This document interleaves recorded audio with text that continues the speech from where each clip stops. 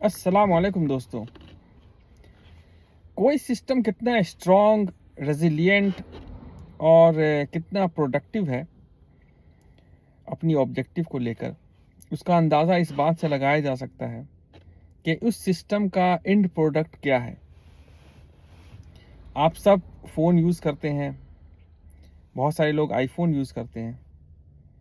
तो आईफ़ोन जो प्रोडक्ट है, वो इस बात की निशानी है कि वो कंपनी कितनी स्ट्रॉन्ग है या कंपनी क्वालिटी को लेकर कितनी ज़्यादा मोहतात है।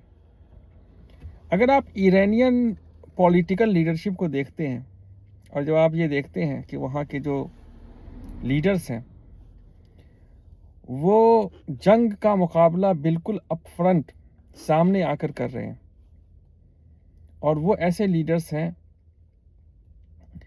जो सिर्फ पॉलिटिकल लीडर ही नहीं है, वो एक अच्छे स्कॉलर्स भी हैं, वो अच्छे फिलोसफर भी हैं, वो अच्छे स्पिरिचुअल लीडर भी हैं।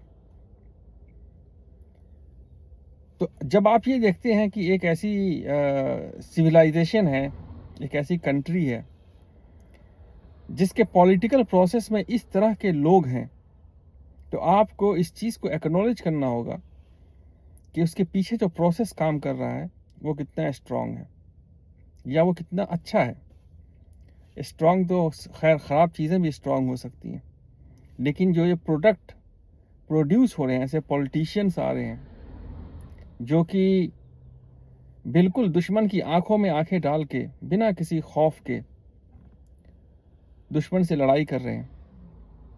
वहाँ पे कोई ऐसा लीडर नहीं है जो कि मास मर्डरर है, जो कि करप्ट है या जो कि एप्स्टीन फाइल के अंदर पाया जाता है। वहाँ पे ऐसे लीडर्स हैं जिन्होंने किताबें लिखी हैं, जिन्होंने लोगों का स्पिरिचुअल गाइडेंस किया है, या वो ऐसे लोग हैं जो एजुकेटर हैं, फिलोसफर हैं। ये लोग हैं जो कंट्री को लीड कर रहे हैं। इससे नसीहत लेने की बात है। हमारे देश में बहुत सारे लोग बात करते हैं कि हम विश्व गुरु हैं, तो हमारे पास ये बात चीज़ें हैं, हम बहुत बड़ी डेमोक्रेसी हैं। हमें देखना चाहिए कि हमारा जो पार्लियामेंट है उसमें किस तरह के लोग आ रहे हैं, कितने रेपिस्ट आ रहे हैं, कितने करप्ट लोग आ रहे हैं।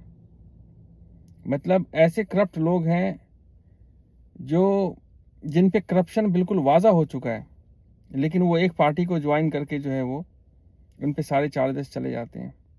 बहुत सारे ऐसे लीडर हैं जिनको करप्शन के चार्जेस में सालों लोग जेल में बंद कर देते हैं। फिर जब वो बाहर आते हैं, बिल्कुल क्लीन चिट जब उनको मिल जाती है, तो फिर उस पर कोई बात नहीं होती है, क्योंकि जो एक पॉलिटिकल प्रोसेस है उसका जो फ़ायदा है वो लोग उठा चुके होते हैं इस दौरान। तो ये वो बातें हैं जिससे हमें इंस्पिरेशन लेनी चाहिए। मतलब बुराई की चीज़ से भी आप इंस्पिरेशन ले सकते हैं कि आप वैसे बुरे ना बने। अच्छाई से आप इंस्पिरेशन ले सकते हैं कि उस अच्छाई तक हम पहुंचने की कोशिश करें। जो अली लारेजानी थे, उनकी जो शहादत है और बाकी जो लीडर्स उससे पहले शहीद हुए हैं, उनमें क्या अच्छी बातें थी उसको देखने की ज़रूरत है। और जब आप उसको देखें और समझने की कोशिश करें, तो अपने अंदर जो सेक्टेरियन थॉट प्रोसेस है उसको आप मिनिमाइज़ करें। मतलब अगर आप एक मुस्लिम हैं, एक सुन्नी हैं, तो आपके जहन में शिया सुन्नी वाली बात नहीं आनी चाहिए। या अगर आप एक शिया हैं तो आपके जहन में ये एक सेंस ऑफ सुपीरियरिटी नहीं आनी चाहिए कि हम जो है फाइट कर रहे हैं और जो सुन्नी थॉट प्रोसेस है वो क्या है।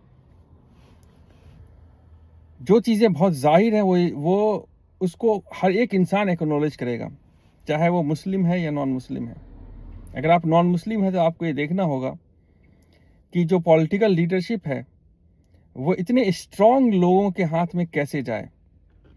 क्या वो जो आपके माइनॉरिटीज़ हैं कंट्री के अंदर, उनके रिलीजियस प्लेस के सामने डांस करके आप उस तरह की पॉलिटिकल लीडरशिप को पैदा कर सकते हैं, या लोगों के खाने पे, लोगों के कपड़े पे, लोगों के बोल चाल पे क्वेश्चन करके आप इस तरह की लीडरशिप पैदा कर सकते हैं। सोचिए इन बातों पे। अस्सलाम वालेकुम।